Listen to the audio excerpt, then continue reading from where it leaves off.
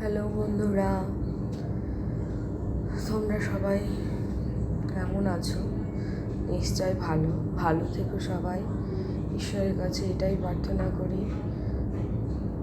তোমাদের খাওয়া দাওয়া নিশ্চয় হয়ে গেছে।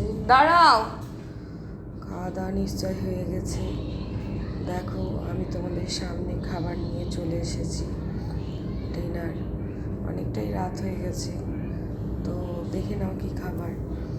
দেখো, রুটি 2 পিস রুটি নিয়েছি, তার সঙ্গে আলু লাল ভাজা, পাশে একটা গোটা শশা। মানে আজকে মনে করেছি খোসা সমেত আমি শশাটা খাবো, সেই জন্য গোটা শশা নিয়েছি। আর পাশে রয়েছে মাছ, দেখতেই পাচ্ছ। মাছটা নিয়েছি, ইচ্ছে হলে খেতেও পারি, নাও খেতে পারি। তো এটাই এখন রাত্রের মেনু। যাই হোক, ভালো থেকো সবাই। আর তোমাদের রাত্রি কেমন কাটলো?